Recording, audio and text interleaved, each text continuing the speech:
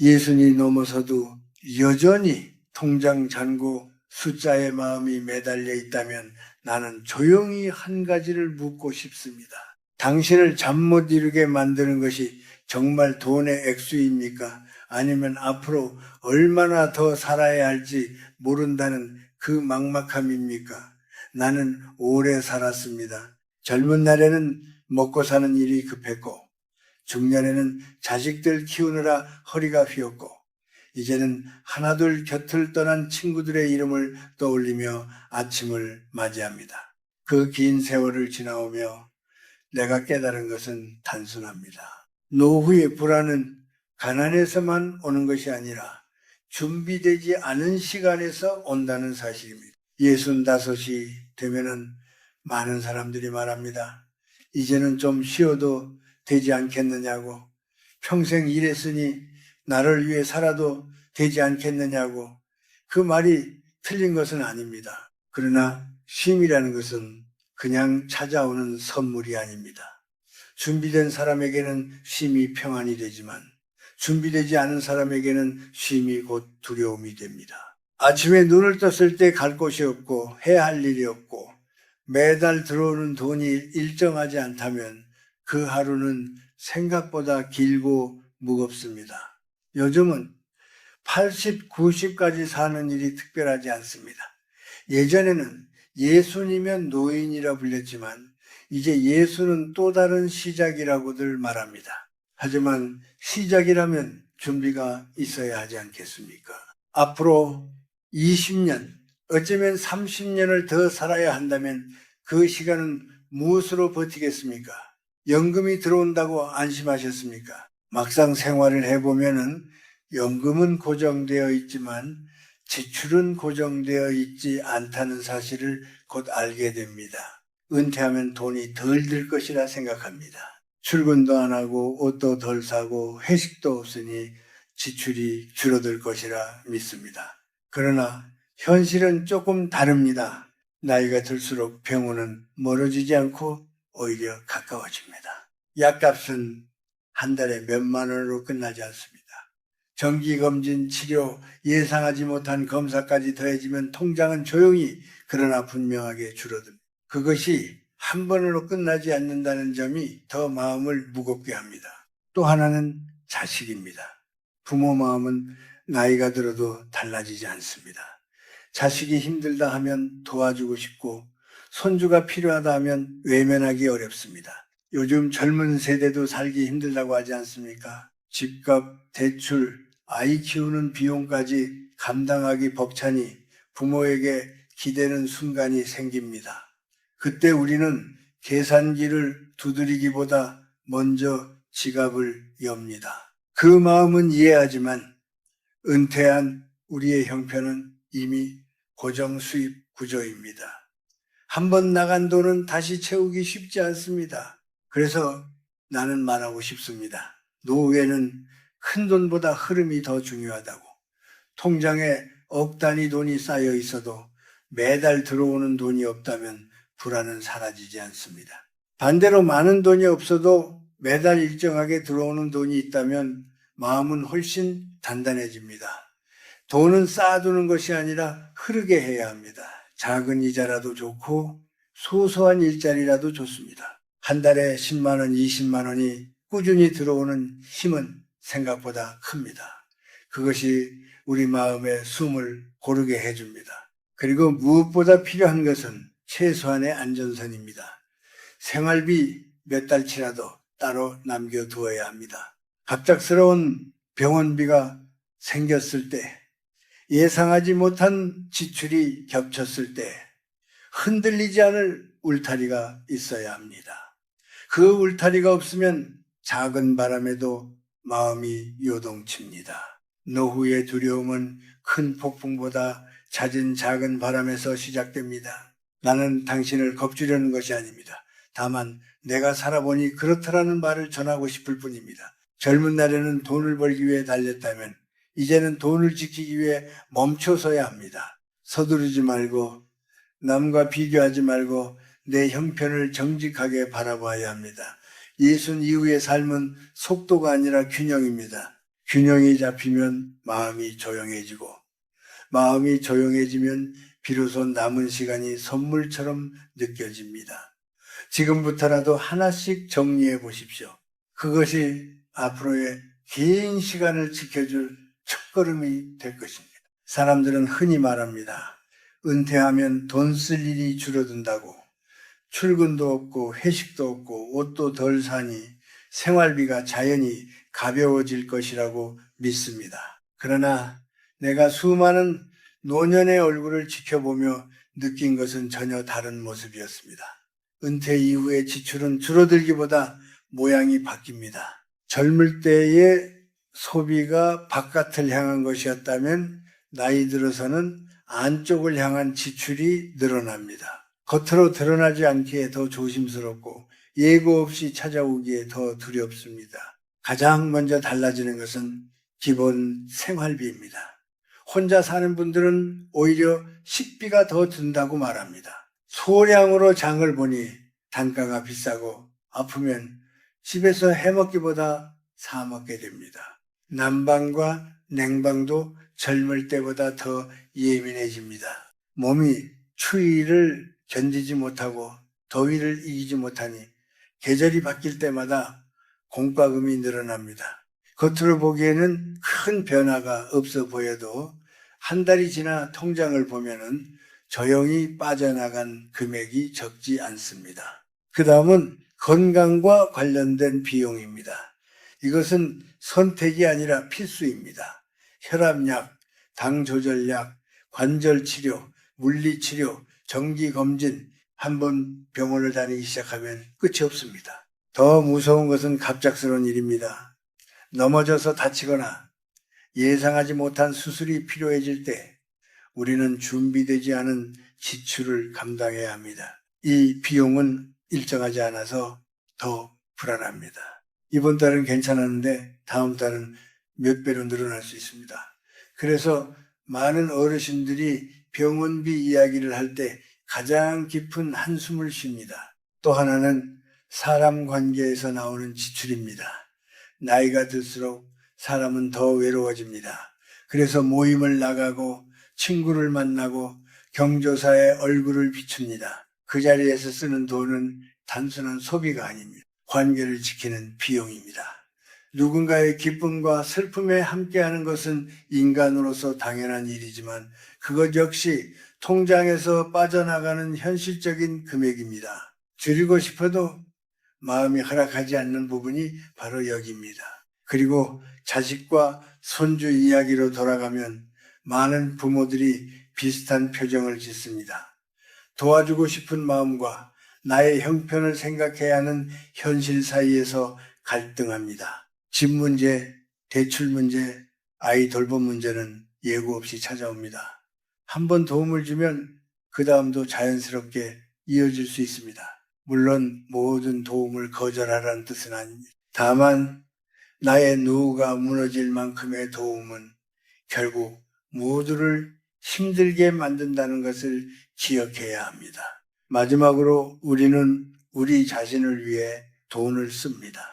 평생 고생했으니 이제는 나를 위해 살아보겠다고 다짐합니다. 여행을 가고 취미를 배우고 운동을 시작합니다. 이것은 잘못이 아닙니다. 오히려 꼭 필요한 일입니다. 집에만 머물면 몸은 더 빨리 약해지고 마음은 더 쉽게 우울해집니다. 그러나 그 역시 비용이 듭니다. 등록비, 장비, 교통비가 모이면 결코 가벼운 금액이 아닙니다. 작은 즐거움이 쌓여 한 달 카드값으로 돌아옵니다. 이 5가지 지출은 특별한 사람이 아니라 대부분의 노년이 겪는 현실입니다. 문제는 이것들이 모두 일정하지 않다는 데 있습니다. 어느 달은 조용하다가도 어느 달은 한꺼번에 겹칩니다. 병원비가 나오고 경조사가 있고 자식이 도움을 청하면 한 달 예산은 순식간에 흔들립니다. 그래서 통장 잔고를 볼 때마다 마음이 내려앉습니다. 나는 여기에서 한 가지를 강조하고 싶습니다. 지출이 많아서가 아니라 구조가 없어서 불안해진다는 사실입니다. 젊을 때는 수입이 늘어나는 구조였지만 노후에는 수입이 멈춘 구조입니다. 멈춘 구조에서 변동 지출을 감당하려니 마음이 흔들리는 것입니다. 그러니 먼저 현실을 인정해야 합니다. 은퇴 이후의 지출은 줄어들지 않습니다. 다만 모양이 바뀔 뿐입니다. 이 사실을 받아들이는 순간부터 우리는 준비를 시작할 수 있습니다. 인정하지 않으면 막연한 기대 속에서 시간을 보내게 되고 결국 통장은 예상보다 빠르게 가벼워집니다. 현실을 정직하게 바라보는 것, 그것이 노후를 지키는 첫걸음입니다. 나이가 들수록 사람은 겉으로는 담담해 보이지만 속으로는 더 많은 생각을 합니다. 젊을 때는 바빠서 느끼지 못했던 감정들이 조용히 고개를 듭니다. 나는 여러 어르신들을 만나며 같은 말을 자주 들었습니다. 돈이 모자라서라기보다 혹시라도 누군가에게 짐이 될까봐 두렵다는 말이었습니다. 자식에게 손을 벌리는 처지가 될까봐, 병원비 때문에 눈치를 보게 될까봐, 스스로의 존엄을 잃을까봐 걱정한다는 이야기였습니다. 예순이 지나면 몸보다 먼저 자존심이 약해진다고들 합니다. 직장에서 물러나고 사회적 역할이 줄어들면서 스스로를 필요 없는 사람처럼 느끼는 순간이 찾아옵니다. 그때 통장 잔고까지 줄어드는 모습을 보면 마음은 더 쉽게 흔들립니다. 돈이 줄어드는 것이 단순한 숫자의 문제가 아니라 나의 가치가 줄어드는 것처럼 느껴지기 때문입니다. 그래서 우리는 더 예민해지고 작은 지출에도 마음이 무거워집니다. 어느 분은 이런 말씀을 하셨습니다. 통장을 볼 때마다 가슴이 철렁 내려앉는다고. 큰 돈을 쓴 것도 아닌데 왜 이렇게 빨리 줄어드는지 모르겠다고. 커피 몇 번, 마트에서 장 본 건 몇 번, 택시 몇 번 타다 보니 어느새 수십만 원이 빠져나갔다고 했습니다. 젊을 때는 그 정도 지출이 별것 아니었지만 이제는 다시 채울 방법이 많지 않다는 사실이 마음을 조이게 합니다. 그 불안이 쌓이면 사람은 점점 위축됩니다. 또 어떤 분은 자식 이야기를 하며 눈시울을 붉혔습니다. 도와주고는 싶지만 도와주고 나면 내 노후가 흔들릴까봐 밤잠을 설친다고 했습니다. 주지 않으면 미안하고 주고 나면 걱정이 된다고 했습니다. 그 사이에서 부모의 마음은 갈라집니다. 누구를 탓할 수 없는 현실 속에서 홀로 계산기를 두드리는 시간이 길어집니다. 이것이 노년의 고독입니다. 겉으로는 가족이 있지만 결정은 결국 혼자 내려야 하는 순간이 많습니다. 그리고 건강이 흔들릴 때 우리는 더 깊은 외로움을 느낍니다. 병원 대기실에 앉아 있을 때 문득 이런 생각이 스칩니다. 앞으로 이런 날이 더 많아지겠지. 지금은 이 정도지만 나중에는 더 큰 비용이 들지 않을까. 몸의 통증보다 미래에 대한 상상이 더 아픕니다. 그래서 어떤 분들은 치료를 미루기도 합니다. 돈이 아까워서가 아니라 앞으로를 두려워했습니다. 나는 여기에서 조심스럽게 말하고 싶습니다. 우리의 불안은 단지 돈이 부족해서 생기는 것이 아닙니다. 통제할 수 없다는 느낌에서 옵니다. 젊을 때는 노력하면 더 벌 수 있다는 믿음이 있었습니다. 하지만 지금은 아무리 애써도 수입이 크게 늘지 않는다는 사실을 알고 있습니다. 그 무력감이 마음을 무겁게 합니다. 그래서 우리는 점점 지갑을 닫고 관계를 줄이고 스스로를 작게 만듭니다. 그러나 그렇게 자신을 줄인다고 해서 불안이 사라지지는 않습니다. 오히려 삶의 기쁨까지 함께 줄어듭니다. 모임을 끊고 취미를 포기하고 사람을 멀리하면 지출은 조금 줄어들지 몰라도 마음은 더 빠르게 메말라 갑니다. 노후 후의 가난은 돈의 부족보다 마음의 고립에서 먼저 시작됩니다. 나는 그것을 여러 번 보았습니다. 그러니 우리는 스스로에게 솔직해져야 합니다. 지금 내가 두려워하는 것이 무엇인지, 진짜로 부족한 것이 돈인지, 아니면 안정감인지 돌아보아야 합니다. 안정감은 거창한 재산에서 오지 않습니다.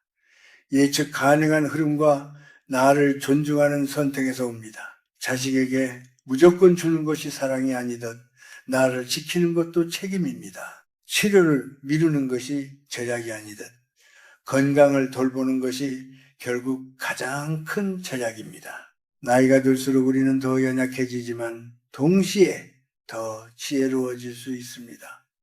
세상과 싸우는 힘은 줄어들어도 나를 이해하는 힘은 깊어질 수 있습니다. 통장을 바라보며 한숨만 쉬지 말고 내 삶의 구조를 다시 바라보아야 합니다. 나는 충분히 애써왔고 아직도 선택할 수 있는 여지가 남아있다는 사실을 기억해야 합니다. 노년의 불안은 숨기지 말고 들여다볼 때 비로소 조금씩 옅어집니다.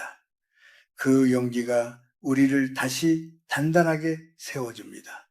이제 우리는 무엇을 해야 하겠습니까? 두려움을 인정하는 것에서 멈추지 말고 삶의 모양을 조금 바꾸어야 합니다. 나는 거창한 방법을 말하려는 것이 아닙니다.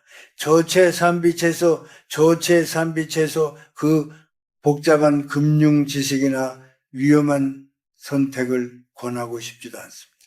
나이가 들수록 삶은 단순해야 하고 단순할수록 오래 갑니다. 중요한 것은 돈의 크기가 아니라 흐름을 만드는 일입니다. 먼저 매달 들어오는 돈의 구조를 다시 세워보아야 합니다. 연금이 있다면 정확히 얼마가 들어오는지, 그 날짜가 언제인지 분명히 아는 것부터 시작해야 합니다. 거기에 작은 흐름을 하나씩 더하는 것입니다. 예금에서 나오는 이자라도 좋고 배당이 조금 나오는 자산이라도 괜찮습니다. 큰 수익을 기대하지 마십시오. 대신 흔들리지 않는 것을 선택해야 합니다. 매달 10만 원, 20만 원이라도 꾸준히 들어오면 마음은 생각보다 빨리 안정됩니다. 흐름은 마음의 숨을 고르게 해줍니다. 또한 몸이 허락하는 한에서 가벼운 일거리를 이어가는 것도 좋습니다. 하루 서너 시간 정도 무리가 되지 않는 일이라면 더욱 좋습니다. 돈을 벌기 위한 목적도 있지만은 사실 더 중요한 것은 생활의 리듬입니다. 아침에 일어나 준비를 하고 누군가를 만나고 작은 역할을 맡는 일은 사람을 다시 살게 합니다. 월 30만 원, 50만 원의 수입이 더해지면 생활은 훨씬 넉넉해집니다. 그러나 그보다 더 큰 이익은 스스로가 아직 쓸모 있는 존재라는 확신입니다. 다음으로는 고정 지출을 점검해야 합니다. 통신비, 보험료, 관리비 같은 것은 한번 정리하면 계속 효과가 이어집니다. 요금제를 바꾸고 필요 없는 보험을 정리하고 자동으로 빠져나가는 금액을 하나하나 살펴보십시오. 많은 분들이 이 과정을 거친 뒤 생각보다 큰 여유를 발견합니다. 생활비는 무조건 줄이기보다 구조를 바꾸는 것이 더 현명합니다. 계좌를 나누는 것도 좋은 방법입니다. 생활비 계좌, 병원비를 위한 계좌, 예비 자금 계좌를 따로 두면 돈의 흐름이 눈에 보입니다. 모든 돈이 한 곳에서 섞이면 어디로 빠져나가는지 알기 어렵습니다. 눈으로 확인할 수 있어야 마음도 정리됩니다. 비상금은 반드시 따로 두어야 합니다. 갑작스러운 병원비나 예기치 못한 지출이 생겼을 때 흔들리지 않을 최소한의 울타리입니다. 그 돈은 쉽게 손대지 않는다는 약속을 스스로와 해야 합니다. 그리고 무엇보다 중요한 것은 자식과의 거리입니다. 사랑은 가까이에서 시작되지만 존중은 적당한 거리에서 자랍니다. 내 노후를 해치면서까지 돕는 것은 결국 모두를 힘들게 합니다. 도울 수 있는 만큼만 내 삶이 무너지지 않는 선에서 돕는 것이 지혜입니다. 그것이 냉정함이 아니라 오래가는 사랑입니다. 건강을 지키는 일도 빼놓을 수 없습니다. 규칙적으로 걷고 과하지 않게 먹고 사람을 만나 대화하는 일은 돈이 거의 들지 않으면서도 가장 큰 절약이 됩니다. 몸이 무너지면 병원비가 따라오고 마음이 무너지면 충동 지출이 늘어납니다. 생활의 리듬을 세우는 것이 곧 돈의 리듬을 세우는 일입니다. 나는 늘 이렇게 말합니다. 노후에는 더 벌려고 애쓰기보다 덜 흔들리려고 애써야 한다고. 욕심을 줄이고 비교를 멈추고 나의 속도에 맞추어 살아가야 합니다. 남과 같은 수준이 되려 하지 말고 나에게 맞는 균형을 찾으십시오. 흐름이 만들어지고 구조가 잡히면 통장 잔고는 생각보다 오래 버팁니다. 그리고 그 안정 속에서 우리는 비로소 숨을 깊이 쉴 수 있습니다. 평화는 멀리 있지 않습니다. 작은 선택을 바꾸는 순간 이미 시작되고 있습니다. 이제 마지막으로 한 가지를 마음에 새기셨으면 합니다.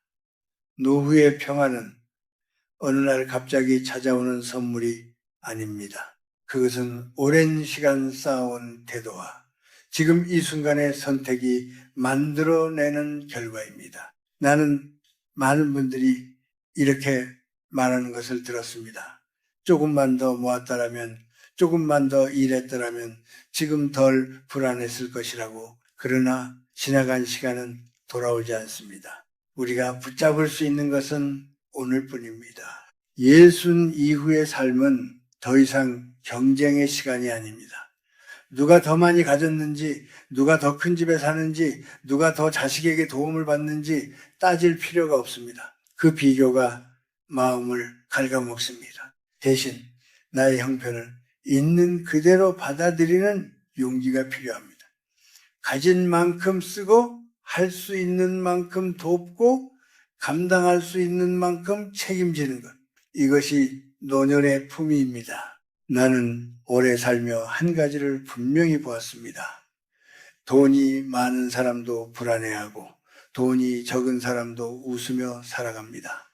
차이는 숫자에 있지 않습니다. 흐름을 알고 있는가, 구조를 갖추고 있는가, 스스로를 존중하는가에 달려 있습니다. 매달 일정한 수입이 있고 비상금을 따로 두고 지출을 살피는 습관이 있다면 통장은 쉽게 무너지지 않습니다. 그리고 그 안정은 마음의 여유로 이어집니다. 마음의 여유가 생기면 우리는 더 부드러워집니다. 자식에게도 이웃에게도 그리고 자신에게도 덜 날카로워집니다. 돈 걱정이 줄어들면 말투가 달라지고 표정이 달라집니다. 나는 이것을 여러 번 보았습니다. 통장을 정리한 뒤 오히려 얼굴이 밝아진 분들을, 그들은 부자가 된 것이 아니라 불안을 다스리는 법을 배운 것입니다. 또한 기억해야 할 것이 있습니다. 우리는 언젠가 이 세상을 떠납니다. 그것은 두려운 이야기가 아니라 자연스러운 흐름입니다. 남은 시간이 유한하다는 사실을 받아들이면 지금의 하루가 더 소중해집니다. 돈을 지키는 일도 중요하지만 돈에 매여 하루를 잃어버리는 일은 더 아깝습니다. 준비는 하되 집착하지 말아야 합니다. 단단하되 굳어버리지 말아야 합니다. 나는 여러분에게 큰 성공을 약속할 수는 없습니다. 그러나 한 가지는 분명히 말할 수 있습니다. 지금이라도 구조를 세우고 흐름을 만들고 생활의 리듬을 바로잡으면 남은 시간은 충분히 안정될 수 있습니다. 늦었다고 생각하는 순간이 가장 빠른 순간입니다. 나이가 들었다고 해서 아무것도 바꿀 수 없는 것은 아닙니다. 오히려 경험이 쌓인 지금이 더 지혜로운 선택을 할 수 있는 때입니다. 통장에 적힌 숫자가 당신의 전부가 아닙니다.